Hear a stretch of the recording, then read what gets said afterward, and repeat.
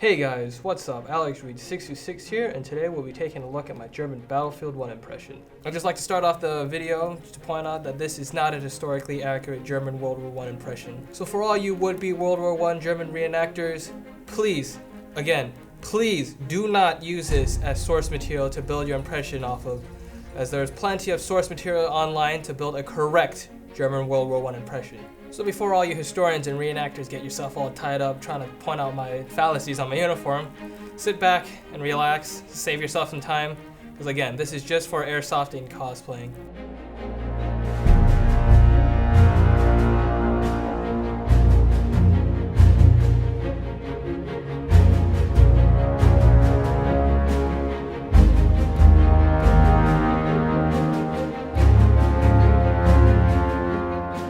When it comes to doing a World War I loadout, especially Battlefield 1, there's not much you can work with the Airsoft community. I had to spend a lot of time just trying to find accurate guns in a sense, and I was able to stumble upon this bad boy right here. Now this is not exactly a German World War I rifle, but a similar lookalike. This is the Chinese Type 24 Chiang Kai-shek rifle, which is similar to the German World War I G98, as well as the German World War II K98. The reason why I got this was because 1, it had the straight bolt right here, 2, it had the grooves, and then 3, almost out of the box you can put on a G98 sling right here. So typically for me, I use the green gas mag for the PPS Type 24 rifle, just so I can use it both indoors and outdoors. But if I feel like I need to get a little bit more boost, I can switch over to the CO2 mag. So to have a more realistic feel to it, I have the shell ejecting Dpor's K98 rifle. So obviously fires 5 shells, all that I have in the stripper clip right here. Obviously this is not the most practical weapon on the airsoft field because 1, it's shell ejecting, so if you lose it, you're down to just 4 rounds or maybe even less, and then 2, it's only 1 shot per shell, so you aren't exactly the most practical person on the field. But a solution to remedy that is get yourself a rubber bayonet. Just use this, charge at people with basically a melee weapon that fires. So for more practical use on the field, we have the HFC C96 here.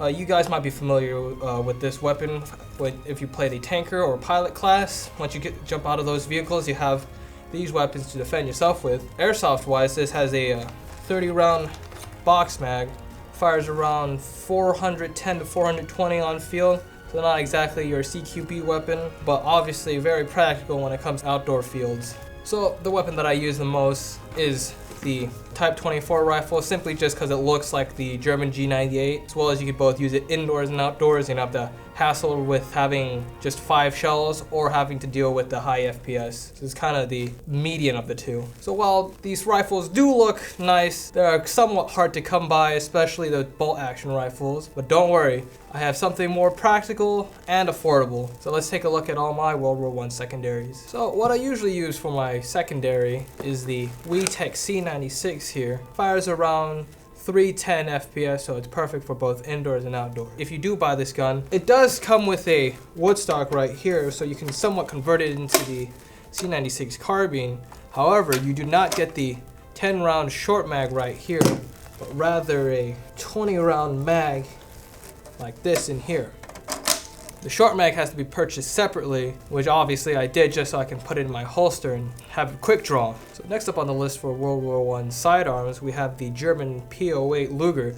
This here is the 8-inch barreled artillery variant, making it look a lot cooler with this conversion. So with this configuration, you have 50 rounds that you can lay down the field, you have a stable stock to shoulder yourself on, and it's just badass looking, really. But you can also convert it back to the stick mag right here. You can take it off, boom, got your pistol back right here. So when it comes to building my Battlefield 1 loadout, I wanted to include some of the props in game. So one of the most noticeable one here is the gas mask. This is the 1917-18, basically late war German gas mask. This gas mask is just for props and not meant to be face pro because it has a very thin lens right here and it likes to fog up on me. Obviously, this is not the most practical for Airsoft, but in game, at least Battlefield 1 wise, this is a practicality because everyone loves to spam the gas grenades. For all those who like to play the assault class, we have the iconic anti-tank grenade right here that I made myself. Have an actual stick grenade in here, coiled around with some more explosive heads, give it the look. Again, for those assault class players, we have the stick dynamite right here. Obviously, I don't have the charger, so I can't blow it up, but it's a nice prop piece. It wouldn't be World War I or Battlefield 1 without any of the melee props. So right here, we actually have a reproduction of the G98 Butcher Blade bayonet that would be iconic for all the German World War I weapons. Obviously, you can't use this for any game because of the liability behind it, but it's just a nice collection to have to my piece. Also have the trench fighting knife right here. Again, this is also a real version of it, so I can't use this indoors. But luckily, I have a rubber version of it right here, which I can use indoors. Now here, we have a pretty unique weapon right here. This is a homemade trench club that I actually do use indoors. Made it out of a Nerf bat, as you see right here. Just got a bunch of rubber spikes, super glued them on there. Pretty fun. Obviously, a lot of fighting during World War I was done in trenches, and no soldier's complete without an entrenching tool. Because one, you gotta dig your trench, and then two, you gotta defend your trench. So obviously, this is not your most common airsoft loadout, so trying to find the gear was kind of a hassle, but thankfully, I was able to get it together. Starting from the top, we have the German helmet. This would replace the more iconic World War I helmet, the Pickelhaube with the spiked on top. Obviously, you do see this in-game, especially with the cavalry, and this is just an iconic piece to have for any German World War I impression. Moving down, we have an early war German tunic, like the one they have in-game.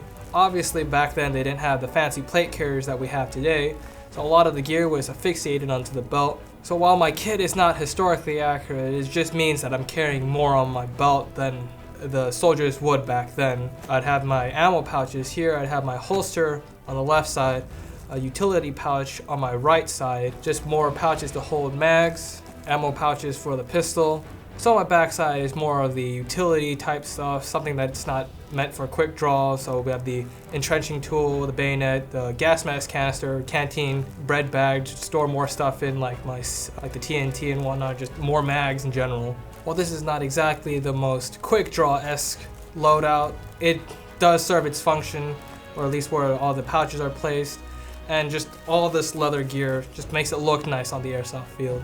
So when it comes to airsofting, again, it's not the most practical, but everyone loves to see a unique loadout every now and then. Another iconic piece for a World War German impression is obviously the knee-high boots, aka the jack boots. These do not have the hobnail, so I won't be revealing my position when I'm running around, because those hobnails will make a click-clack sound when you're running across, and sometimes you could slip on the pavements when you're indoors. One unique thing about the belt itself is the belt buckle, which is the Prussian belt buckle. Inscribed in it is in German, Gott mit uns, which means God with us. It's a nice addition for the loadout. I hope you guys enjoyed my Battlefield 1 loadout. Obviously, it's not historically accurate to a World War I German impression, but hey, it does its job, and it's great to look at. If you guys have any comments or questions, feel free to leave it down below. You can also find me on Instagram at AlexReed626. And remember, the enemy is taking objective butters.